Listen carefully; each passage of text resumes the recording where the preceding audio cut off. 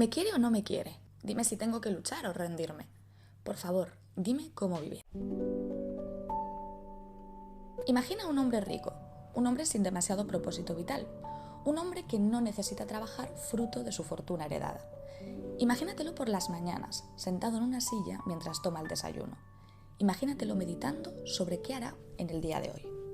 Esto que está haciendo el hombre rico es pensar. Pensar es hablar con uno mismo, es ser narrador y oyente a la vez. No hay más misterio. Imagina que el hombre, después de tomar el desayuno, sale a pasear. Imagínatelo paseando por la ciudad, con los ojos perdidos, pensando sobre el sentido de la vida y su propia existencia. Esto es reflexionar. Es un proceso más complejo que el anterior, en el que la persona revisa o recopila hechos pasados o posibilidades futuras para sacar conclusiones. Imagina que el hombre se llama Augusto. Imagina que un día se encuentra con una mujer que despierta en él una fascinación inmediata. Imagina que ella se llama Eugenia. Imagina cómo sus encuentros lo absorben, cómo cada palabra, cada gesto, cada silencio se convierte en un imán que ocupa todos sus pensamientos. Imagina que no puede parar de pensar en ella y en la idea de conquistarla. Imagina que Eugenia ya ama a otra persona, pero que a pesar de eso empieza un tira y afloja que aumenta la obsesividad de Augusto. Cada negativa de ella alimenta su mente inquieta. Imagina cómo Augusto, que ya pasaba el tiempo reflexionando sobre sí mismo y la vida, empieza a perderse en escenarios posibles, conversaciones inventadas y decisiones que no sabe si tomar. Esto es obsesionarse. Obsesionarse hace referencia a la relación que establece una persona con sus pensamientos, y esta relación provoca implícitamente que los pensamientos vayan a más. Imagina que cuando cree tenerla por fin entre sus manos, Eugenia decide quedarse con su amado anterior. Imagínate a Augusto derrotado, sentado en la silla de su cocina, con una tristeza y vacío que le resultan insoportables. Imagínatelo levantando la mirada del suelo para ir en busca de un pañuelo y secarse las lágrimas. Imagina que entonces ve un cuchillo afilado puesto en la encimera. Imagina que en ese momento se le cruza un pensamiento por la cabeza. ¿Te imaginas que lo coges y te quitas la vida? Esto es un pensamiento intrusivo, un pensamiento que viene sin ser buscado, que viene producto de toda la información que tenemos almacenada sobre la vida. Tener pensamientos intrusivos no significa que la persona quiera hacer lo que piensa, ni que represente una intención real. Todos tenemos constantemente pensamientos intrusivos. Imagina a Augusto consumido por sus dudas y su sufrimiento, buscando desesperadamente una salida, yendo al encuentro del filósofo Miguel Unamuno. Imagina un grito de auxilio, un «ayúdame porque voy a quitarme la vida». Imagina a Unamuno mirándole a los ojos mientras le dice «no puedes quitarte la vida porque no existes». Esto es una incertidumbre que acabo de crearte.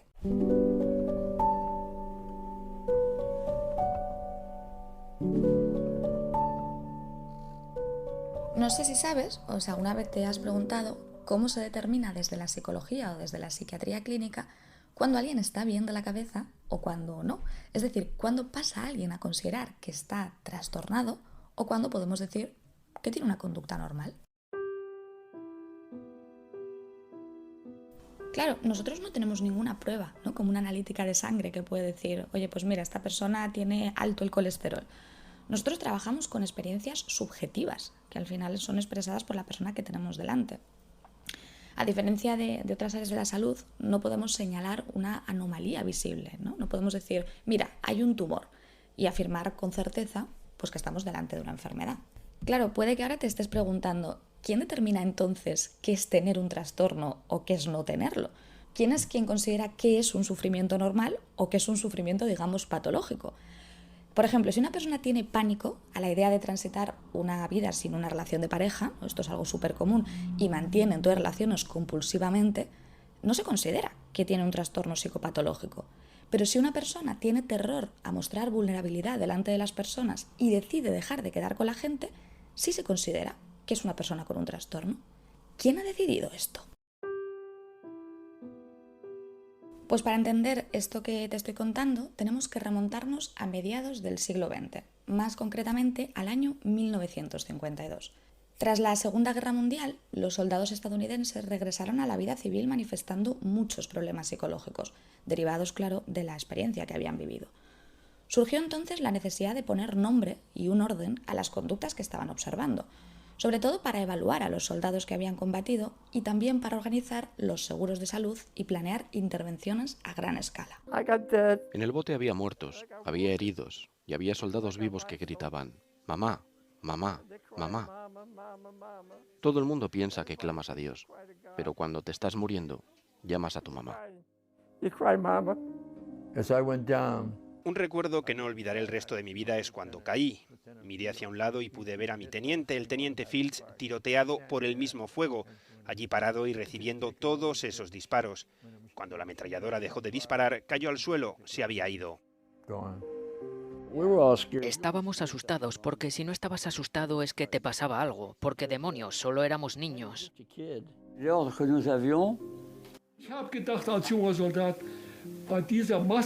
Como joven soldado pensaba que con todas esas masas de soldados que llegaron, que desembarcaron, la guerra iba a terminar. Hitler debería detenerse ahora. Es lo que pasaba por mi cabeza al ver cuántos jóvenes había sacrificado. Pues de esto que te acabo de contar surge un primer libro, un libro que se llama el DSM, que era un manual que buscaba un lenguaje común para que los clínicos pudieran ponerse de acuerdo sobre quién tenía una enfermedad mental y quién no la tenía, aunque esto se lograba a costa de dejar de lado la historia de vida y el contexto de cada persona.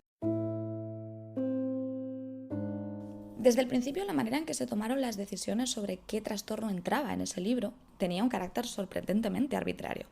Eran grupos de expertos que se reunían y literalmente levantaban la mano para votar si algo debía considerarse un trastorno o no. No se trataba de una ciencia exacta, eran consensos, negociaciones y muchas veces discusiones de opinión. Lo que empezó como un intento de agrupar comportamientos pronto se convirtió en un enfoque muy rígido, centrado en los síntomas que se podían ver y dejando de lado la historia y la experiencia personal de cada individuo. Decía esto el psiquiatra José Luis Marín. Y por favor, quemen ustedes el DSM-5, ¿no?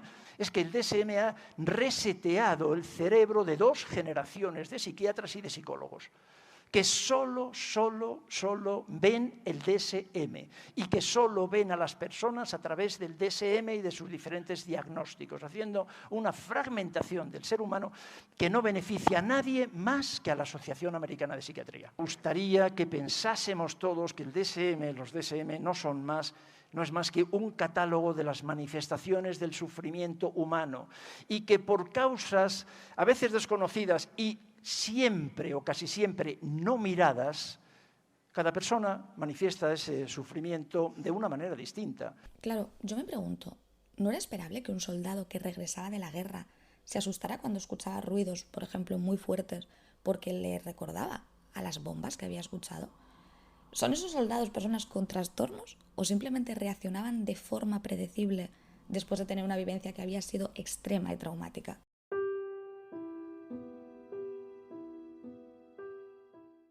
Lo que el DSM hace es etiquetar esas conductas cuando ocurren con cierta intensidad, frecuencia o duración y convertirlas así, en vez de en vivencias normales, en trastornos o enfermedades mentales. Este manual, porque sigue existiendo, no he hablado antes en pasado, pero se sigue utilizando, ha ido evolucionando, ¿no? Y el número de trastornos pues también ha ido creciendo.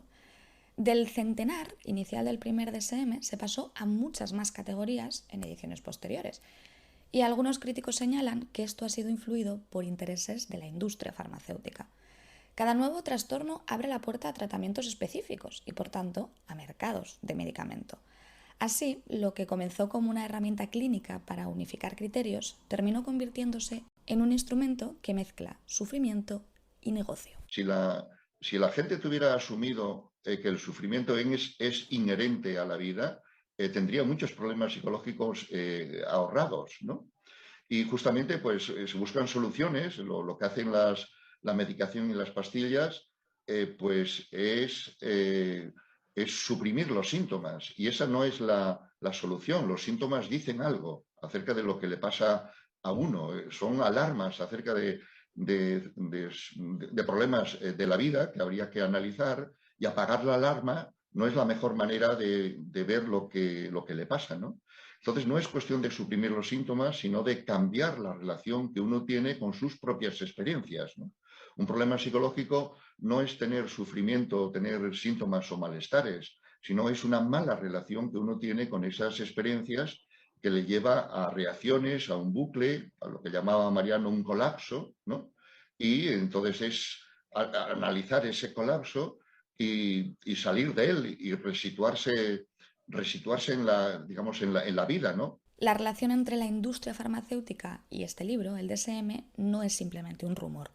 Esto ha sido documentado y ha sido debatido en varios estudios y críticas académicas. Y es que muchos de los miembros de esos grupos de trabajo del DSM han tenido relaciones financieras con compañías farmacéuticas, es decir, consultorías, conferencias pagadas, investigaciones financiadas. Y claro, cuando se agrega un nuevo trastorno o se amplía la definición de uno que ya existe, el mercado de medicamentos se expande. Por ejemplo, cuando se hizo la transición del DSM-4 al DSM-5, que es el que existe actualmente, algunos trastornos de ansiedad cambiaron criterios de duración o intensidad que supusieron que cada vez más personas podían sentirse identificadas con la etiqueta diagnóstica. Esto, claro, aumenta significativamente la población que al final es candidata a tratamientos farmacológicos, generando así más prescripción de medicamentos. Además, hay evidencia de que la industria farmacéutica ha financiado campañas de concienciación sobre ciertos trastornos. Si te das cuenta, esto genera un círculo. Cuanto más se diagnostica un trastorno, mayor es la demanda de medicamentos. Y cuanto más hay un medicamento disponible, más se justifica reconocer el diagnóstico. Los trastornos, llamados trastornos, van por moda. O sea, hay una época de TDAH, luego ahora estamos otra vez en ansiedad y depresión, luego pues, TDAH lo pasamos a adultos, tal. Y curiosamente coincide con las famosas campañas de sensibilización de quienes venden los remedios, que mayoritariamente son las farmacéuticas, ¿no? Son las farmacéuticas las que educan en salud mental. Son las farmacéuticas las que sensibilizan, las que te dicen estos diagnósticos es que están ahí, pero están infradiagnosticados. Y si nos adentramos en el mundo de las obsesiones, el rey de los trastornos psicológicos sería el trastorno obsesivo-compulsivo. Creo que no es buena idea. No, sí, es buena idea. Tienes que tocarlo sin guantes, sin mascarilla ni nada. Venga, palo seco. Pero si está impoluto. Abajo. Venga, va. No está limpio. No. Lo parece, pero no lo está. Lo siento, no puedo. Las bacterias no se ven a simple vista, pero pueden ser muy dañinas. Bueno. Están por todas partes. El famoso TOC se caracteriza por la presencia de las llamadas obsesiones o llamadas compulsiones. Las obsesiones son pensamientos, son imágenes que le vienen a la cabeza a la persona de manera persistente, que aparecen como de forma intrusiva.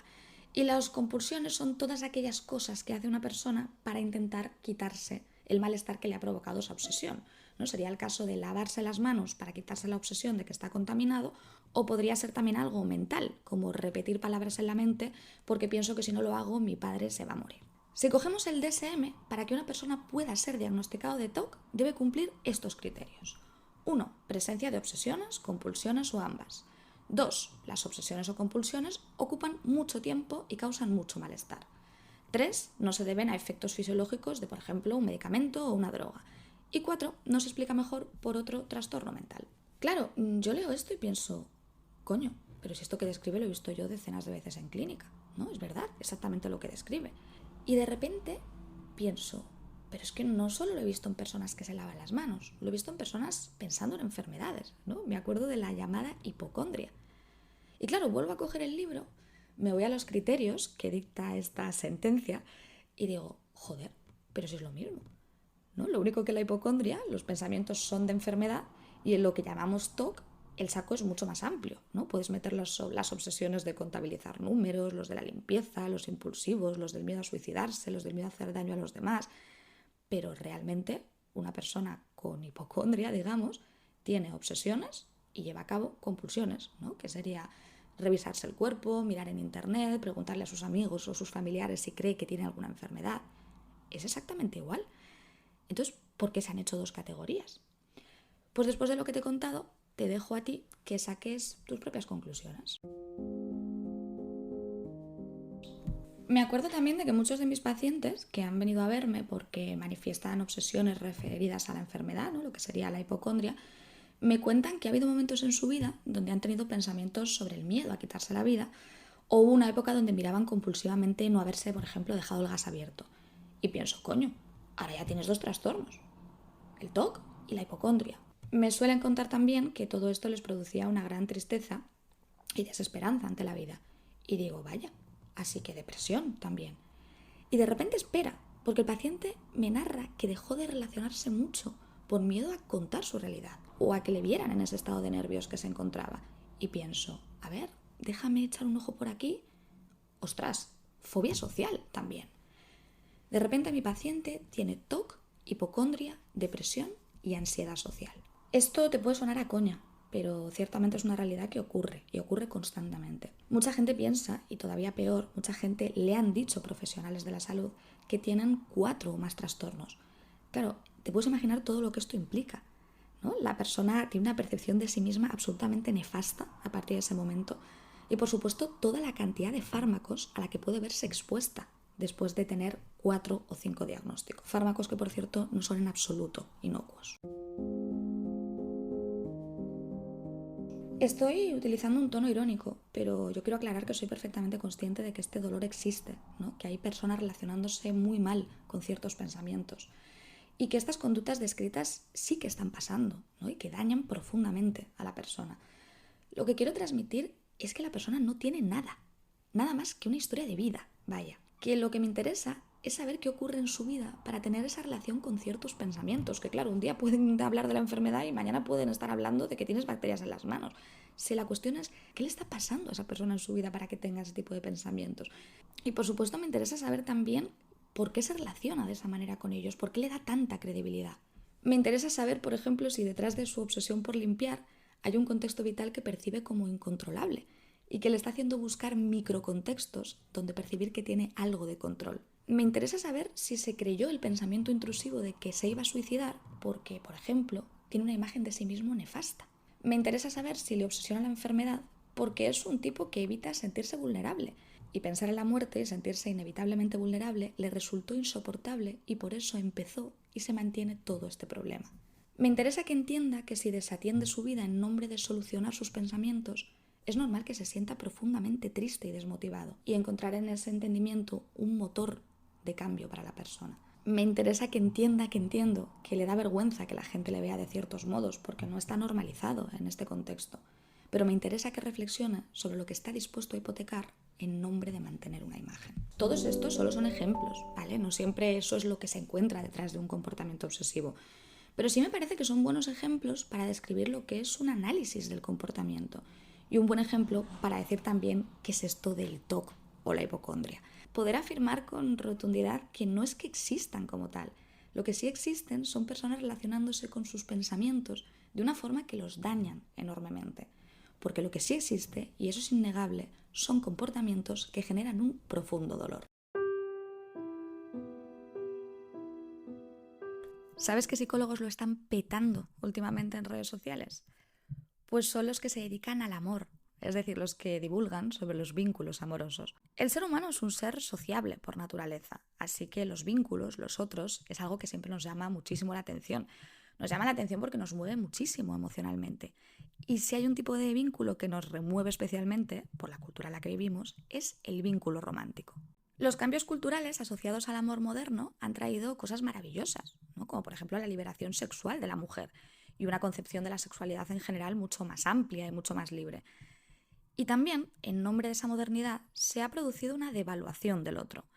La creencia de que en ausencia de la palabra compromiso, uno puede hacer en los vínculos que establece lo que le plazca. Y en consecuencia ha convertido los vínculos sexoafectivos en un terreno un tanto hostil. Un terreno que está muy asociado a la incertidumbre y en consecuencia a la angustia. Una incertidumbre que, por cierto, puede generar mucha obsesividad. Y de esto saben mucho los gurús de TikTok, que como animales carroñeros se aprovechan del dolor ajeno ofreciendo explicaciones a doquier, sin tener ni puta idea, por cierto. ¿Por qué no contesta mis mensajes? Bueno, hay 3 razones posibles. Una, porque no lo ha visto. Si una persona tarda mucho en responderte o simplemente ve tu mensaje y no contesta, en realidad ya te está dando una respuesta. Y la respuesta está ahí justo enfrente de ti. Eso de no tengo tiempo o me olvidé no existe. ¿Por qué el tío me contesta un día súper cachondo, súper crema, y al día siguiente no me contesta. Esto es pura ciencia, hermano. Es tan pura ciencia, hermano, que literalmente hay 100.000 motivos por lo que alguien podría dejarte de hablar. Lo que sí es ciencia es que no somos adivinos, eso sí. Luego en la categoría de creadores de pequeños psicopatillas, que es una forma de hablar evidentemente, se ofrecen con miles de visualizaciones fórmulas para obsesionar a la persona que te gusta. El famoso refuerzo intermitente. Aparece, desaparece, ahora vuelve a aparecer, así le generas incertidumbre, así le generas ansiedad y piensa en ti. Cojonudo. Vídeos que llegan a 1 millón de reproducciones. Curioso, cuanto menos. Si logras que te extrañe, lo tienes. Un hombre no se enamora cuando está contigo. Se enamora cuando nota tu ausencia. El secreto súper tóxico para hacer que una persona no solo se enamore de ti, sino que se obsesione perdidamente contigo. Y te digo, utiliza esto con cuidado. Intuyo que estos gurús no le dicen a su público, porque intuyo que es que no lo saben ni ellos, que la gente que lo consume lo hacen porque no creen que ellos mismos sean por sus capacidades capaz de seducir a la persona que tienen enfrente. Vaya que igual tienen un problema de autoestima y por eso tienen que recurrir a la manipulación. Vale, ¿cómo obsesionar a un tío? Es decir, ¿cómo hacer que un tío se muera de ganas por verte? Y esta es buena, esta funciona. Vale, a ver, tú vas a coger, vas a estar hablando por WhatsApp y vas a coger y te vas a poner a escribir mucho. Que a él le salga lo de escribiendo y los 3 puntitos. Pues tú vas a estar escribiendo, como que estás escribiendo. Y que él vea, pues que coño, que llevas mucho tiempo escribiendo. Y él estará pensando, hostia, ¿pero qué me va a poner esta? O sea, estará pensando, joder, ¿cuánto tarda en escribir? No, algo importante me va a poner. Y luego coges y no le pongas nada. Como decía antes, este dolor genera mucha obsesividad. Por eso existe esta gente. Porque la ausencia de información, el que una persona se pregunte qué está pasando, genera incertidumbre. Y quien no tenga un buen manejo de esta y de la angustia que deriva, puede acabar en un pozo sin fin de búsqueda de respuestas, hablando consigo misma sobre lo que pasó, preguntando a todos sus amigos o buscando a esta panda de frikis por internet. Me pregunto, dado que es un dolor que está siendo cada vez más extendido debido, como decía, a la cultura actual, si llegará el día donde veamos en el DSM trastorno obsesivo por gosteo, con sus debidas obsesiones, ¿por qué se fue sin dar explicación? Y sus debidas compulsiones, charlar, por ejemplo, hasta las 4 de la mañana con la inteligencia artificial. O quién sabe, quizá en nombre del amor romántico y de todo el sufrimiento que nos enseñaron que era normal, sobre todo a las mujeres, vivenciar esto se quede en algo simplemente normal. Mi abuelo era pastor y era un hombre con una capacidad creativa descomunal. Él me habló en muchas ocasiones de cómo era su habitación cuando era pequeño y que en Reyes, que esto le hacía y me hacía a mí mucha gracia, le regalaron una naranja. Y mi abuelo era pobre, claro. Así que con toda la infinidad de datos que me dio me resulta algo sencillo imaginármelo en su habitación, ¿no? Con pocos elementos de distracción. Imagino, porque esto no lo sé, ¿qué haría él en sus noches de angustia, ¿no? Cuando la vida le preocupaba o cuando las mujeres a las que quiso no le correspondieron. Yo imagino que con la poca estimulación de ese cuarto, pues poco más le quedaría que ponerse a contar ovejas para distraerse de los pesares de la vida. La vida, hoy en día, a través sobre todo de la tecnología, nos pone mucho más fácil escapar de la angustia. A corto plazo, claro. Mario está en su cuarto y le viene un pensamiento. ¿Y ese lunar rojo que me he visto? Entonces solo tiene que estirar un poquito el brazo y abrir internet. Describir en Google cómo era ese puntito rojo que ha visto. Mark no entiende por qué es tan impulsivo a veces y pasa las noches viendo TikTok acerca de la conducta impulsiva. A Lorena le ha dejado de escribir de la nada el chico con el que tenía encuentros casi perfectos y lleva semanas conversando con la IA sobre todas las hipótesis que podrían haber llevado a aquel chico a irse a por tabaco y no volver. La tecnología, como casi todo en la vida, tiene su cara amable y su lado oscuro. La capacidad de acceder tan fácilmente a la tecnología nos está desentrenando en la capacidad, entre otras cosas, de aprender a transitar nuestras incertidumbres, cosa, por cierto, muy necesaria para no acabar en problemas. El uso de las tecnologías nos hace personas cada vez más intolerantes al malestar, porque ahora podemos escapar constantemente con la distracción. Si te das cuenta, he hecho en varias ocasiones referencia a la inteligencia artificial. Y claro, hay una pregunta que está todo el rato en el aire, ¿no? ¿La inteligencia artificial nos va a quitar el trabajo a los psicólogos? Y es que resulta que uno de los usos más comunes que está teniendo la gente es para buscar sobre su malestar psicológico. ¿Puede entonces sustituir la IA a un psicólogo? Pues quizá te vaya a sorprender mi respuesta, pero si un encuentro con un terapeuta puede resumirse en Sabes que no estás enfermo, que siempre estás igual, que es tu hipocondria haciendo de las suyas. Pues entonces, igual sí. Si un encuentro psicológico donde alguien narra que ordena cosas sin parar, por ejemplo, se resume en «sabes que esa conducta es absurda y no te lleva a nada», pues entonces sí, quizá somos sustituibles. Si cuando le cuentas que no paras de buscar explicaciones ante el ghosting que has sufrido, la intervención se resume en ¿de verdad te merece la pena pensar tanto en alguien que obviamente no tiene responsabilidad afectiva y se ha ido de esa forma?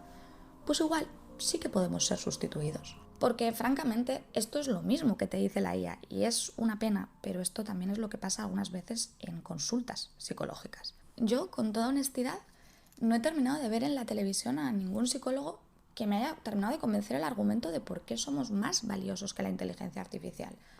Creo que los argumentos que se están dando son para generar miedo, ¿no? Y si es algo más grave deberías ponerte en manos de un profesional. Y yo creo que, en términos generales, la gente no se está asustando por coger el móvil y decirle al ChatGPT ¿por qué este chico me gosteó? No creo que mucha gente se esté sintiendo apelada por ciertos discursos de los psicólogos en la tele metiendo miedo. Los analistas de conducta estudiamos la función que tiene un comportamiento, es decir, el para qué alguien hace lo que hace. En consecuencia, cuando un paciente nos pregunta algo, tenemos que preguntarnos a nosotros mismos para qué está preguntándonos eso.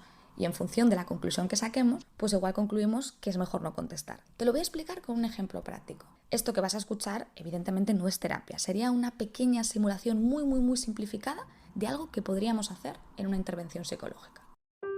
Imagina que viene a verme una persona a consulta. Viene porque manifiesta una gran ansiedad después de que el chico con el que llevaba quedando un mes, de forma más o menos recurrente, ha desaparecido sin dar explicaciones. Se describe a ella misma como obsesionada, desconectada de la vida, con necesidad incesante de respuestas y un estado de ánimo muy bajo. Cristina, todo era perfecto. Te prometo que no sabes la conexión que teníamos. Y de repente, así de la nada, ha desaparecido. Me habló del futuro juntos. O sea, yo es que yo ya me veía haciendo una vida con él. Lo primero, siento mucho lo que te ha pasado, ¿no? Entiendo que es muy doloroso que alguien a quien parece que apreciabas se haya ido de ese modo. Pero cuando te escucho, dado que entiendo que el dolor que sientes es inevitable, me pregunto qué quieres de mí y qué quieres de este espacio. Necesito que me ayudes. Que me ayudes a encontrar un porqué. ¿Qué pudo pasar? De verdad, Cristina, es que no sabes cómo me miraba. Era todo tan de verdad. A veces creo que solo yo lo sentía y he llegado a pensar que estoy loca. O sea, ¿tú crees que puede ser que yo lo haya sentido y él no? ¿O que quizá tenga yo algún problema que me haga pegarme a la gente? Intuyo, por la ansiedad que me muestras cuando me lo cuentas, ¿no? Y todas estas teorías que dices de que quizá tengas problemas de apego, que ya has indagado en algún otro sitio sobre lo que ha podido pasar con él o qué es lo que te pasa a ti. Sí, claro. He escuchado muchos podcasts sobre por qué la gente gostea y luego otro de una psicóloga muy importante que habla de los diferentes tipos de apego. La verdad que ese me resonó mucho, el del apego ansioso. Quizá lo tenga, no sé. Vale. Y cuéntame, ¿qué has escuchado sobre los porqués del ghosting? Pues casi siempre he escuchado que es porque hay otra. Y que también puede ser que le haya dejado de gustar por algo que he hecho. Y no sé, no se ha atrevido a decírmelo porque la verdad es que creo que hay gente muy cobarde. Mira, a mí se me ocurre otra, ¿no? También podría ser que la persona tenga miedo a mostrarse vulnerable y que cuanto más os ibais conociendo, más veía que podía exponerse. Entonces el tío se ha asustado y se ha ido. Claro, esto no te lo podía decir porque ya sería una muestra en sí misma de vulnerabilidad. ¿Qué te parece esta idea? Uf, yo qué sé. ¿Quién sabe? La verdad que podría ser también. Vale, así que tú quieres que yo entre todas esas opciones, las que tú me has dado y las que yo puedo aportar aquí, elija una. Una que voy a tener que elegir sin tener ni idea de quién es la persona de la que hablas. Imagino que si tú, conociéndole más, no has llegado a la conclusión del por qué, crees que yo sí que lo voy a poder hacer. Sí, claro, supongo. O sea, tú eres la que sabes cómo van las cabezas, yo no. Bueno, la realidad es que yo puedo aprender a conocer cómo piensa la cabeza del que tengo enfrente, no las cabezas en general. Así que ya que te tengo enfrente, me interesaría conocer cómo funciona la tuya.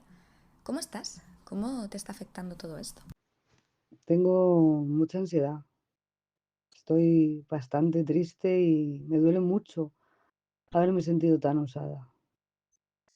Pues es tan poco tenida en cuenta, ¿sabes? Y duele.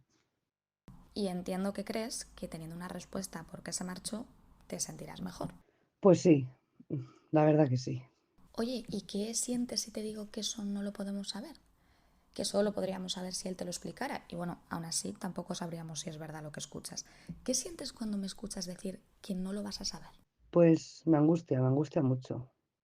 Me dan muchas ganas de llorar, la verdad. Estoy entonces en lo cierto si digo que la incertidumbre que te genera el por qué se ha ido sin decir nada, esa ausencia de respuestas, te está generando mucha angustia y no sabes cómo lidiar con ella. Pues sí, la verdad que sí. Vale, tengo una pregunta más. ¿A ti te gusta la idea de construir una relación con alguien que no explica el porqué de acciones, ¿no?, que son tan representativas como abandonar un vínculo? Pues no, la verdad que no. O sea, no. Me da hasta asco pensarlo, la verdad. Pero vamos, es que no sé cómo ha podido. O sea, es que fijo que es mala persona. Vale, si te parece, no vamos a entrar otra vez en los por qué, que parece que ya te ha contado la experiencia que no te lleva a ningún lado. Tengo una pregunta más. ¿Te gusta verte perder tu tiempo y tu vida dándole vueltas al por qué un tipo del que parece que no te gusta cómo se comporta se ha comportado así? Pues no, Cristina, no. La verdad es que me da hasta vergüenza verme así. Entiendo que cuando imaginas a la mujer que te gustaría ser, lo que me dices es que no imaginas a una mujer construyendo un vínculo con un tipo que no explica sus ausencias y que tampoco te gustaría ser alguien que salga, por decirlo de algún modo, así de su vida por pensar en los porqués del comportamiento de otra persona. ¿Te parece que estos son unos buenos motivos para que yo te pueda enseñar a transitar la incertidumbre? Te lo digo porque va a dolerte. Imagino que necesitas un buen motivo para exponerte a ello y creo que tú misma me los has dado. Vale, pues sí, me parece bien. A partir de este momento, yo podré enseñarle qué es cuando le duele o cuando recuerda al tipo cuando habla con la inteligencia artificial. Podré enseñarle que quizá no pare de hablar del tema con sus amigas, porque las opiniones de ellas le dan una falsa sensación de control que se desvanece al día siguiente, y por eso vuelve a estar siempre atrapada en el mismo círculo. Exploraré, por ejemplo, por qué me dijo al principio que se identificó con las descripciones de apego ansioso, para ver si solo era un intento más de encontrar una explicación, o quizá ella misma se haya dado cuenta que tiene una forma particular de vincularse que la puede estar perjudicando. Observaré cómo se comporta conmigo para ver si eso me da información valiosa, etcétera, etcétera, etcétera. E intervendré sobre todas aquellas hipótesis que me surjan y en las que ella esté de acuerdo. Ahora voy a enseñarte qué haría la inteligencia artificial grabando un intento de ayuda con esta misma persona. Hola chat, ¿qué tal? Mira, había conocido a un chico y ese chico ha desaparecido de la nada. Te quería preguntar cuál crees que son los motivos más comunes para que una persona se vaya sin avisar. Vamos, el típico ghosting. Vaya, lo siento. Pues sí, el ghosting es bastante común y las razones pueden ser muy variadas. A veces la persona simplemente no está lista para un compromiso o puede que haya perdido interés sin querer confrontar la situación. También puede ser por inseguridad, miedo al rechazo o incluso que la persona esté pasando por algo personal que no quiere compartir. Vale, un momento, porque es que ayer estuve viendo TikTok y me salió un vídeo que hablaba sobre el narcisismo y decía que hay personas que se acercan a otras simplemente para subirse el ego y que cuando ya se lo han subido, pues desaparecen. Sí, totalmente. El narcisismo también puede ser una causa. Hay personas que se acercan a otras para obtener validación, sentirse mejor consigo mismas y una vez que han logrado ese objetivo, se alejan sin más. Vale, pero es que esta mañana estaba leyendo un libro que decía que hay personas que nunca han sido bien queridas. Entonces, cuando tú les quieres bien, se asustan y se van. Y claro, yo me acuerdo que esta persona me contó que había tenido una vida súper compleja y que sus padres no le habían querido mucho. Entonces, quizá, como yo sí que le he querido bien, se ha asustado y se ha ido. Quizás eso, ¿no? Sí, definitivamente también puede ser así. Hay personas que por experiencias pasadas tienen miedo a la intimidad o a recibir afecto genuino y eso les genera inseguridad. Cuando alguien les muestra cariño, pueden sentirse abrumados y reaccionar. Vale, pero es que mi amiga que además ha estado con un montón de chicos, dice que ella siempre lo tiene claro. Si un chico se va es porque hay otra chica. Claro, es otra perspectiva válida. En ocasiones la razón también puede ser que haya alguien más en la vida de esa persona o que simplemente esté explorando otras opciones. Vale, chat, gracias. Pues eso, el ChatGPT no puede, al menos de momento, analizar la función de tus preguntas. Por eso, respuestas sin fin y bucles sin fin. No sé si recuerdas ya el cuento con el que empecé el podcast, pero era un pequeño resumen del libro de Miguel Unamuno que se llama Niebla. Unamuno describió la vida de un hombre rico y con una vida bastante abundante económicamente, pero terriblemente pobre en cuanto a experiencias vitales. El tipo se enamoró locamente de una mujer que, aunque parece dispuesta a irse con él, por intereses económicos, hay que matizar, al final la mujer decide quedarse con su pareja, que es igual de pobre que ella. Augusto cree volverse loco de tanto dolor y acude al encuentro de Unamuno en busca de respuestas.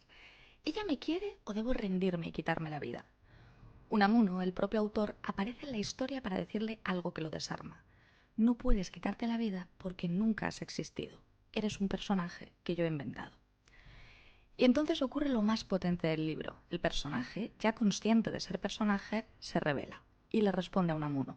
Está bien, yo no existiré y tú vas a matarme cuando cierres este relato, pero que sepas que tú también morirás y también morirá la persona que está leyendo este libro. Si te das cuenta, los pensamientos, al igual que Augusto, aparecen en nuestra cabeza muchas veces con tanta fuerza que parecen reales, ¿no? Parecen casi de carne y hueso. Pareciera que tienen voluntad propia. Te dicen qué puede pasar, qué deberías hacer, qué temer. Parecieran querer salvarte o advertirte de algo. Pero como Augusto, la realidad es que no existen fuera del lugar donde fueron creados, es decir, en tu cabeza.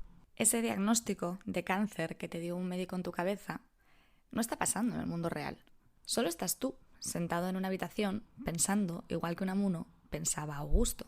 Tampoco existe esa conversación interminable que tienes con la persona que desapareció sin explicaciones. No está ocurriendo. En realidad no estás hablando con nadie. Solo eres tú, mirando al vacío, mientras tu vida real, lo que pasa delante de ti, queda en pausa. Quizá muchas veces el contenido de nuestros pensamientos no diga la verdad, pero sí revelen verdades sobre quien las teme. A veces hablan de nuestras heridas, de nuestras dudas, de nuestros miedos, de las partes de nosotros de las que más desconfiamos también. Tal vez no tengamos demasiado que aprender del contenido literal de una obsesión, pero sí del lugar desde el que está surgiendo.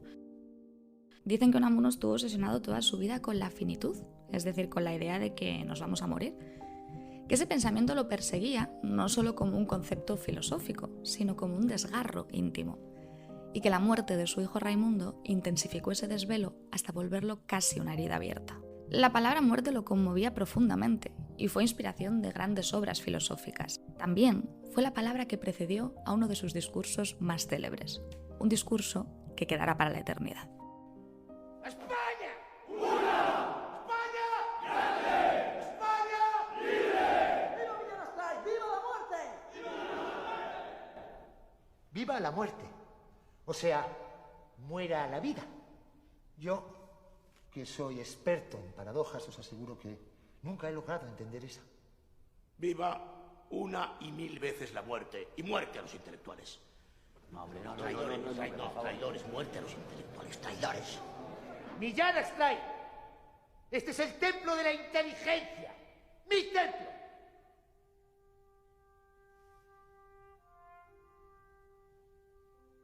Vencer no es convencer.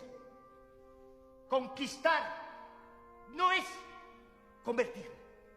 Venceréis porque tenéis fuerza bruta de sobra, pero no convenceréis porque para convencer hay que persuadir.